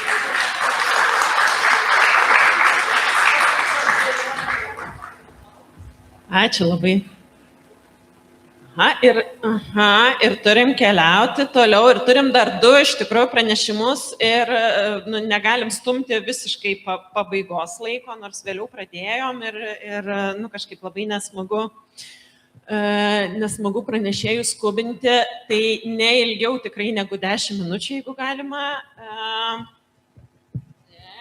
Išgirsim apie anglų kalbos mokymą. Pasimečiau tarp lapų. Gargždų Vaivorykštės gimnazijos anglų kalbos mokytoja Diana Butkutė. Taip mums papasakos, kaip ChatGPT ir Perplexity yra naudojami mokant anglų kalbos. Sveiki visi. Ar yra kolegų anglų kalbos ar užsienio kalbos mokytojų? Pabendrausim, ta prasme, daugiau suprantamai, bet iš esmės esu anglų kalbos mokytoja, kaip ir minėjo, ir kaip dirbtinio intelekto įrankis. Šiuo atveju ChatGPT ir Perplexity. Kodėl aš juos būtent pasirinkau? Būtent anglų kalbos pamokose. Tai, šis klausimas aktualus, nes ir lektorė, įžanginį žodį, kur tarė lektorė, jinai minėjo, kad šiame, tokiame dideliame informacijos pertekliaus pasaulyje, žinios iš tiesų sensta labai greitai. O mes užsienio kalbos mokytojai susiduriam su ta problema, kad mums reikia labai atnaujinti tą ugdymo turinį, nes anglų kalba tai yra tik kalba, o mums šaltiniai yra reikalingi iš įvairių sričių ir vadovėlis mums šiandien jau nebėra pagrindinis žinių šaltinis ir iš vis mes jau dirbam be vadovėlių. Ne iš esmės, bet, pavyzdžiui, kaip aš asmeniškai nenaudoju jokių vadovėlių, o generuojamės per Perplexity tekstus. Tai va, ir neužtenka dar tų vadovėlių. Iškyla ta problema, jeigu susiduriam su VB, valstybiniais egzaminais, ar ne. Informacija yra pasenusi. Trūksta vadovėlis, jeigu tekstas skaitom iš vadovėlio. Naujo konteksto, realių palyginimų, tyriamosios medžiagos, o kas dabar yra labai aktualu, nes reikia tą kritinį mąstymą akcentuoti. Tai vat ir anglų kalboje jau atsiradus yra duomenų analizė valstybinėme brandos egzamine, mums reikia duomenų analizės, o vadovėliai mums nepateikia to. Ir va, kaip minėjau, kritinio mąstymo užduočių iš tiesų yra didelė stoka, todėl ir yra pasitelkiami tie įrankiai, kurie gali. Na, savaime atėjo laikmetis ir laikas bėga greitai, va, pasikeitė tie dalykai akimirksniu, tai turbūt dabar į Google retai nueinam ir Wikipedia iš vis užmiršti dalykai yra. Tai va, būtent tas laikmetis ir mes atėjom šiandien į tai, kad kalbam apie dirbtinį intelektą. Tai trumpai tikslas mano būtų pranešimo ir pristatyti, kokia yra ta svarba ir kokie yra būdai anglų kalbos kontekste ir anglų kalbos pamokose, ChatGPT ir Perplexity. Dabar kodėl būtent šitos įrankius pasirinkau? Aš jau 3 metai dirbu su dirbtiniu intelektu. Pradėjau nuo ChatGPT, taip kaip savamokslė šiek tiek, sinonimo paieškai. Pati susikūriau tokius trumpus tas pateiktis, užklausos, kaip daug promptai vadiname, ne, tai būtų užklausos šitas. Nu va, ir pati pradžia buvo tiksliai su sinonimais. Po to aš pamačiau, kad trūksta turinio ir pagal atnaujintas bendrasias ugdymo programas mes susidarom planą, kuriame kiekvienai temai 5 vadovėliai. Iš vieno vadovėlio viena pusė, ten viena dalis, kita medžiaga pasenus, nors tai yra 2025 ar 22 ar 23 metų vadovėlis. Vis tiek informacija yra ne tokia jau, kokios reikėtų ir mokiniai turi tą kritinį mąstymą. Jie turi lyginti su šios dienos informacija ir teikti tą dalyką. Ir tai iššaukė, kad man šitie įrankiai buvo labai artimi ir dar taip sutapo, kad per NEŠA projektą atsidūrėme mes dviese iš mokyklos Porto mieste, ten dirbtinio intelekto per NEŠA projektą ir tiesiog savaitę laiko labai intensyviai mokiausi kurti tas pateiktis, tos promptus. Būtent kas reikalinga anglų kalboje, tai čia aš jau pritaikiau paskui Perplexity. Na, va, reikia to aktualumo, paremimo tyrimais, lyginimo, probleminio ir skatinti išvadas, refleksiją, todėl kritiniam mąstymui yra labai reikalingi šitie. Kaip ir ankstesnė lektorė, paantrinsiu, minėjo įžanginis žodis kurba. Tai ir vaikams rodyti, tai nėra atsakymų generatorius. Nes kas yra, pasakyti kaip, tai ne, mokymui tai yra ne. Tai yra kas, ką, kaip, kodėl, palygink ir tada jau generuok. Tai čia taip abstrakčiai aš taip pasakau, tai nėra atsakymų generatorius. Promptą tą vadinam. Susikurti reikia iki 100 žodžių, gal ir daugiau. Su kažkokiais tam tikrais esamais dalykais, kurie yra kaip pateikties privalomai dalis. Bet esminis dalykas, ką aš mokinius mokau kurti, tai yra unikalusis tas turinys. Kas reikalauja jau kitų dalykų, aš ten truputėlį dar papasakosiu. Nu va ir kas tas, kaip tas greitis, kaip sako, 2-3 minutės ir prie straipsnių, prie vaizdo medžiagos, prie naujausios statistikos, realių pavyzdžių, mes susikūrė gerą promptą, prieinam labai greitai ir turim greitai atsakymą.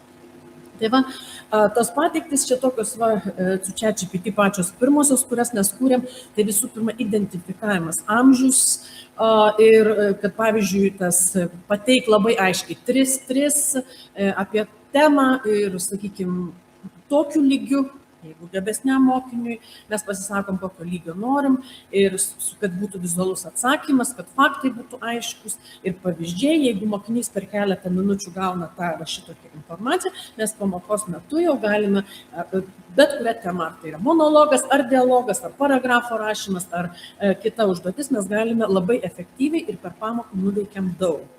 Taip, čia dar kartelį, va, iš tos pačios temos mums reikia gauti sinonimą, tokiu lygiu, sakykime, aukštesnio lygio ir duoda sinonimus visų definicijom labai greitai ir kas toliau vyksta, mes aš savo mokiniams, jeigu tie, kurie aukštesnių lygių, tiesiog tikrinasi tų sinonimų, visada turim tą appsą parsisiuntą į Cambridge'ą ir tik čia kažkaip susigeneravę įdomiai man. Tezoras ir su Cambridge'o tą visų žodynų mes tą turim būtinai pasitikrinti. Na ir promptų kūrimas su Perplexity. ChatGPT yra mokytojams užsienio kalbų nuostabus įrankis gramatikos mokymui.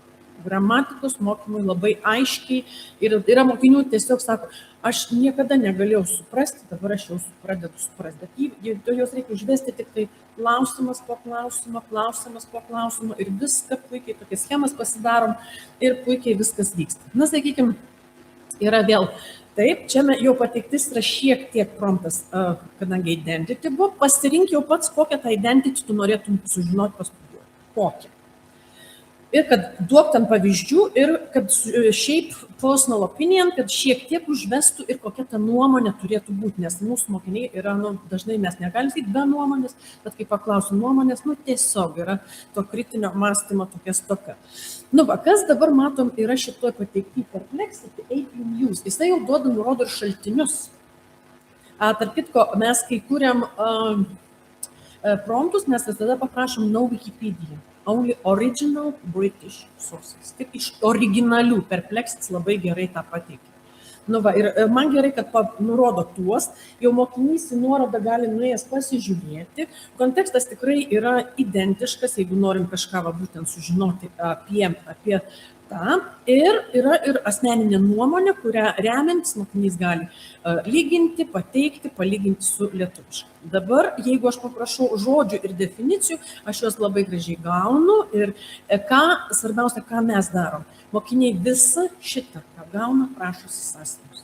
Čia yra vienintelė, kad ta motorika dirbtų, yra prirašomi tokie tomai. Kaip aš sakau, čia yra jūsų kūryba, jūsų vadovėliai. Viskas sukrenta į sąsiuvinius. Tai va, ir sakykime, jau praėjus kažkurį tarpą, naudodamėsi tom lentelėm, mokiniai rašo, sakykime, paragrafą, visada prašau pabraukti naujus žodžius, kuriuos įterpia į raštą, ar ne? Kad aš ir pati matyčiau ir man šiaip vertinant labai greitai, aš matau, kas pabraukta. Tas pabraukta, tai turi būti C1, C2 tie žodžiai, sakykime, ir čia pritaikomumas yra. Dabar, tai va būtent su mokiniais, tokiu principu mes ir dirbam ir labai puikiai. Paskui dar šiek tiek grįšiu, jeigu čia laiko bus. Dabar pamokos pasiruošimui man pačiai labai gerai. Tai sakykime, aš identifikuoju save, žinau, ką man reikia, kurio amžiaus vaikams ir man išsikelia dvi iš tos temos, iš to modulio, aš ten papadravauju su juo 5 minutės ir aš gaunu dvi tokias potemes ir aš jas jau vizualizuoju lentoj, aš paprašau iš kiekvienos, kad būtų nuomonė pasakoma, Perplexity, einam į promptą, žodžius nusimatom, lygius nusimatom, čia yra vienos pamokos planas. Ir dabar jau kuriam mokiniai, jų promptai didėja ir čia tarp kitko pirmieji buvo metai, antrieji mano, čia iš dabar paskutiniųjų metų mano tie promptai ilgiai ir aš pati kartu su mokiniais mokausi ir jų promptai, ta prasme, ir rimčiau atrodo ir giliau. Visada prašom to tyrimo, kad tyriamoji kažkokia dalis ir žiūrėkit, pasirašom C1, C2, o dabar matom level B2, prirašom visko, kad gautųsi iš karto diferenciacija. Čia labai lengvai ta diferenciacija išsiskiria. Ir yra vaikų, kurie žino, kad jisai pasirašys tik B2 lygių, kitas ir C1 lygių, kitas ir C2 įvairių lygių. Dabar anglų kalbos vaikai iš tiesų iš užsienio grįžusių mokinių yra. Tai čia yra va. Ir mes dar prašom. Provide me the information from Spectator, tokie The Guardian, The Times, kad iš ten ateiktų mums tie truputėlį tie tekstukai tokie, kurie būtų originalūs, autentiški, o ne, sakykime, Wikipedijos. Tai, sakykime, jau gaunasi. Kas man patinka jau tiems gabiesiams mokiniams pasikapstyti, jie gauna šaltinius ir gali nueiti giliau, jeigu nori pristatymų. Taip dar giliau, čia galima kapstytis ir visur, ir aš pati pasižiūriu, ir mokiniai pasidaro. Yra galima prieiti, nuoroda, kad galim prieiti prie tų originalių šaltinių kaip mokytojų. Jeigu aš climate change einu ir aš galiu nueiti į The Guardian ir man duoda nuorodą ir tik čia sukonfigūruoja kažkaip skaičiai, nesuprantu kodėl. Ir, sakykime, man kaip mokytojai iš karto pagal straipsnį yra nuoroda į 3 blokus, į 3 problemas, pagal kurias aš su mokiniais galiu diskutuoti. Ir yra klausimai iš karto diskusiniai pateikti, su kuriais aš galiu diskutuoti, pateikti mokiniams ir pamokos pasiruošimui tai yra labai greita, efektyvu. Visada su Cambridge Dictionary mes padirbam kartu ir mokiniai, va dar čia pavyzdys, jie išsirašo, rašo sinonimą, rašo iš žodyno pasitikrina.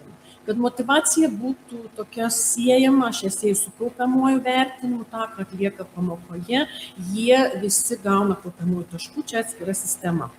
Argumentų kūrimo modelis aš čia praleisiu. Ir anglų kalbos pamokų kontekstas dar būtent.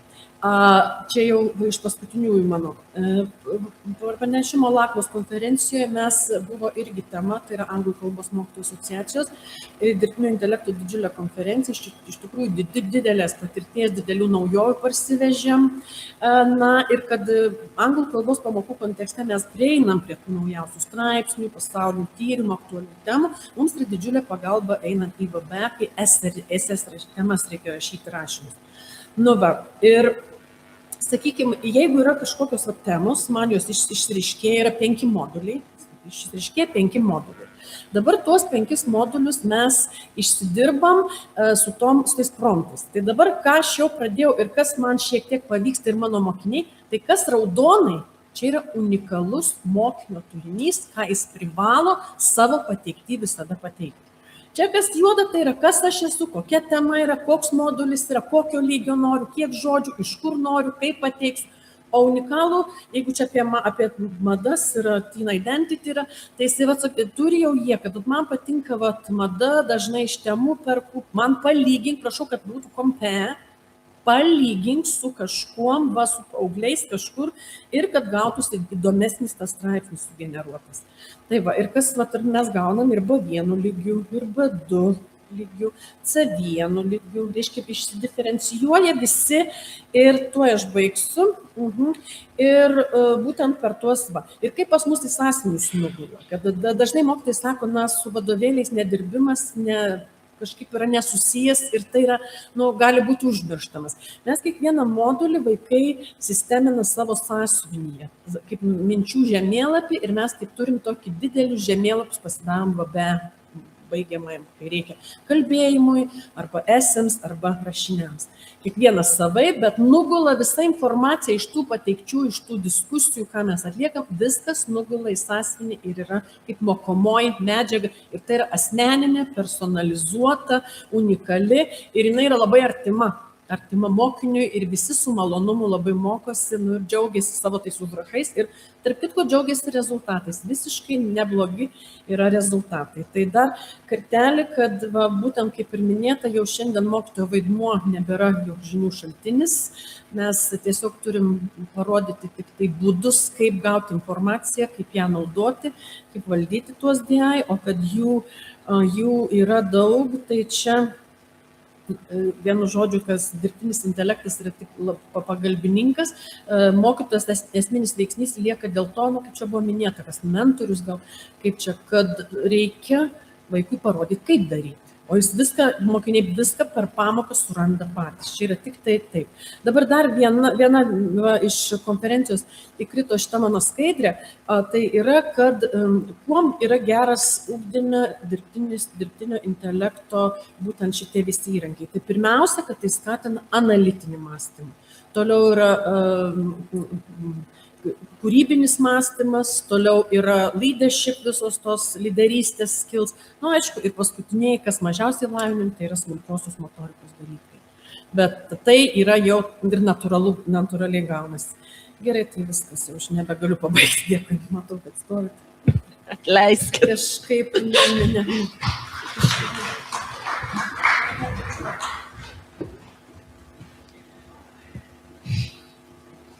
Ačiū labai, mokytoja. Ir matau, kad jau paskutinė mūsų lektorė ateina, mokytoja Rima Vengalienė iš Ernesto Galvanausko profesinio mokymo. Negerai pasakiau kažką, teisingai? Profesinio mokymo centro ir žvilgsnis link tvarumo.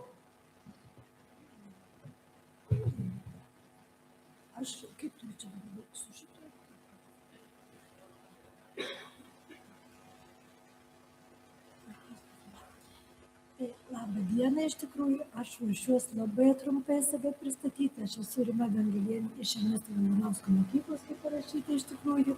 Taipogi dar yra Gintarė Andrijauskienė, bet jinai šiuo metu negaliu atvykti. Mes kartu ruošiame šitą, o Gintarė Andrijauskienė yra mano dukra. Jinai mano yra kolegė, aš labai džiaugiuosi, kad turiu tokią dukrą, kad galiu dalyvauti kartu su ja ir jinai mano yra jaunoji mentorė. Nes jinai mane stumia, visada sako, mama, reikia tobulėti ir dar kartą tobulėti. Tai kas nutiko, kaip mes susipažinom prieš 3 metus su GPT, kaip aš vaikams sakau, GPT, iš tikrųjų ne GPT, ChatGPT. Tai va, iš tikrųjų, pirmą klausimą, kada mums buvo tokia konferencija, sako, tai užduokit bet kokį klausimą. Nu, tai galvoju, ir užduosiu tokį kvailą klausimą. Sakau, ar gražus mano vyras? Atrašė. Jeigu tau gražus, tai tu su juo ir gyvenk. Nu, galvoju, viskas. Va čia tai jau bus gerai. Paskui vėl taipogi, kas man nepatiko iš to dirbtinio intelekto. Aš nespėju rašyti, jisai man taip greitai atrašo, aš rašau, ar gali neskubėti. Jis rašo, tada konkrečiai parašyk, ko nori. Nu, tai aš tada jau ten rašau tokias eilės ir vienu žodžiu, tada jisai man atrašo. Aš sakau, ar galėtum be humoro? Galėčiau, vienu žodžiu, tai va. Tai iš tikrųjų mes esam statybos mokytojai, o statybos mokytojams su dirbtiniu intelektu yra, kaip pasakyti, nėra taip jau lengva, nes jisai irgi ten mumis apgaudinėja iš tikrųjų. Tai va, tai dabar, aš čia nepravažiavau, tai va. Tai vienu žodžiu, tas dirbtinis intelektas mums labai greit paveda, kadangi mums reikia su statyba, tai vienu žodžiu čia praleisime, skaityti, tai va, šitą taipogi praleisime ir dabar Kahutas, kas yra smagiausia mokiniams, tai sakau šitaip, dalyvavimas yra būtinas kodėl. Tie, kurie žino, gali nusivilti, o tie, kurie nežino, gali daug sužinoti. Tai yra tik tai tiek ir skiriasi. Ir paskui sako, vat matai, kokie protingi, o pasirodo nusivylė. O tie sakė, spaudėm bet ką ir pataikėme, bet tai yra svarbiausia, kad jie sužinojo labai daug. Tai va, Kahutas yra labai, labai smagus žaidimas jiems. O čia yra mūsų, kadangi aš dėstau plyteles, tai mums labai yra smagu su šituo dirbtiniu taipogi intelektu ir su šitą programėlę dirbti todėl, kad jisai nereikia terliotis, kaip mokiniai sako, bet galima bet koks žiauplesnis ar protingesnis gali labai gražiai sukurti plytelių dizainą. Tai va, tai nors negali įgyvendinti praktiškai, bet gali įgyvendinti, kaip pasakyti, vizualiai ir gražiai. Kadangi man reikia labai trumpai, tai vienu žodžiu va taip. Tai dirbtinis intelektas, kaip ir mokiniai sako, mes galime greitai užduoti, greitai padaryti ir greitai eiti namo. Tai jie sako, tai mokytojai čia tik padarom ir bėgam namo, vienu žodžiu viskas tvarkoja. Bet mums neužtenka vien to, kad padaryti, mums reikia sukelti einami kursai, tenais yra užduotys, jie iškart gauna įvertinimą. Taipogi, kaip matematikos mokytojas sako, viskas yra paeiliui, tai nėra, kad atėjai, pažaidė ir išėjai. Tai va labai smagu. Ir paskutinis, kas mums yra smagiausia, tai mes turime mokykloje dažymo stimuliatorių tokį. Tai jeigu mes atvažiuoja iš mūsų mokyklų kitų, tai sako, nieko mums nerodykit, duokit tą aparatą, kuris dažo.